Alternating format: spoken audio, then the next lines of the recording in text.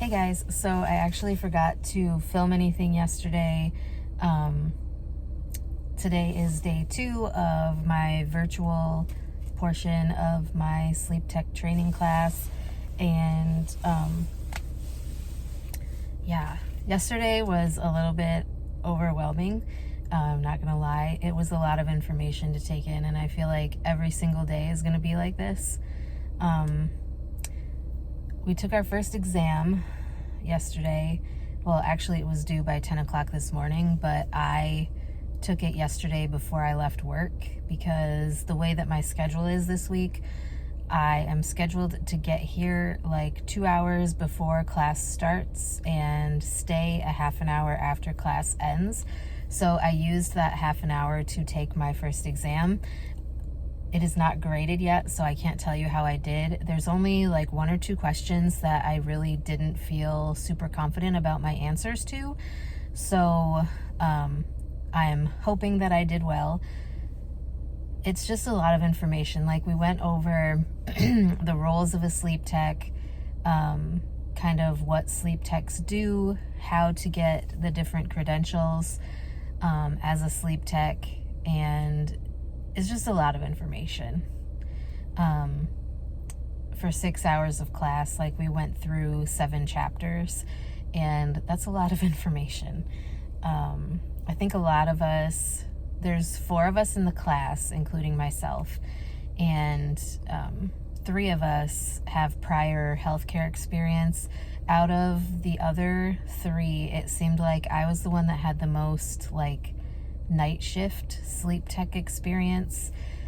There was another person who has been working as like a sleep tech trainee for 3 years, but she's been on day shift, so she hasn't really gotten to do some of the things that I've gotten to do, and it's just kind of weird to think that, like, you know, I'm the person other than our instructor that has the most nighttime sleep tech experience. There is another student who has like 0 experience, and I don't know, I'm hoping that between the 3 of us that have a little bit of experience and our instructor, we should be able to help him like grasp the concepts and things like that if he needs extra help. I'm not saying that he will, but just in case, you know. So yeah, it's stressful. I'm like, the closer it gets to me flying to Tennessee, the more and more nervous I'm getting. Not gonna lie at all. Like, I am super nervous to be flying there by myself. Also super nervous because the weather, like the forecast, looks a little sketchy for my first flight, so I'm hoping we don't have any issues there, because instead of getting there on Monday, I'm getting there on Tuesday. I have class Wednesday, Thursday, and then I fly out on Friday. Friday I'm not so much worried about because, you know, like, I will have finished the class by then, but I don't want to like miss out on the first day of class. Because I can't, like, it's mandatory attendance, so like, if you don't show up, you don't pass. And yeah, I don't want that to happen, because obviously I need to take this class because I can't really do anything if I don't, like, yeah, it's just a lot. Like, I need to pass this class so that I can get the certification, because I need to be credentialed in order to continue to work. Like, I have to, once I'm eligible, I have to have my certification within 3 months of becoming eligible. So yeah, it's just, there's a lot of pressure, and I know that I'm putting a lot of pressure on myself also, and that really doesn't help. But I'm just hoping that everything will continue to go good. I'm hoping I pass that first exam. I should say, if I didn't mention this previously, every single day we have an exam that goes over, it covers like basically everything that we've gone over, and it's just kind of intimidating. But anyways, I am going to listen to a little bit more music before I go inside. I know this is a short video, but I am actually in the parking lot at work, and I have about a half an hour before I have to be inside. My class doesn't start for another couple hours, like 2.5 hours yet, but I am going to use that time to do some studying, and yeah. But anyways, I will try to remember to come back when I'm done this afternoon and recap. Otherwise, I will recap today, tomorrow morning. For the most part, there's probably some things that you can do, but basically those functions of the body happen automatically, and they're all controlled by the autonomic nervous system. And this system all regulates these involuntary actions. There's two components that balance each other within the autonomic nervous system, and that's our sympathetic and our parasympathetic nervous system. So during non-REM and tonic REM, which is where we aren't having those eye movements, heart rates lowered, cardiac outputs decrease, our vascular resistance decrease, blood pressure overall decreases.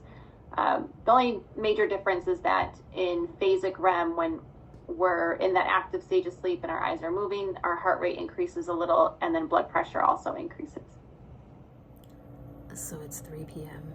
and we are on a break right now.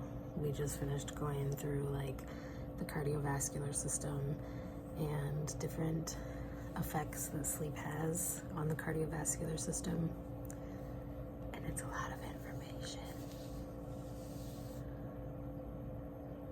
And then I think we're getting done early today so that we can go practice scoring, and we also are supposed to be practicing some EKG interpretation. So yeah. Both mean the same thing.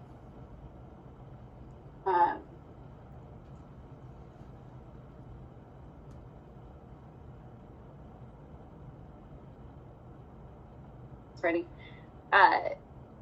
The purpose of this sensor, the purpose of this sensor is to record the electrical currents that are created by the impulse conduction through the heart. So that electrical activity that's triggering the chambers of the heart to contract and relax, we're capturing that data through the EKG. The purpose of doing this during a sleep study is to detect any rhythm disturbances during sleep, see if there's any abnormalities, keep an eye on just what their heart rate is, how fast their heart is beating. We're using a limited number of leads, so it'd be hard, any abnormalities that we pick up, the sleep physician's always going to recommend that the patient go, get more detail on that arrhythmia. This is a common pattern seen during apnea, where there's a slowing of the heart rate when there's the pause in breathing. And then once the apnea terminates and they have those recovery breaths, they have that arousal, then we see tachycardia. So we see this slowing and speeding up of the heart rate that fluctuates as the patient's having apneas. And the reason why this happens is we have that increase in the parasympathetic activity during the pause in breathing, and then we have that sympathetic surge when the arousal occurs, and that causes that increase in heart rate after the decrease.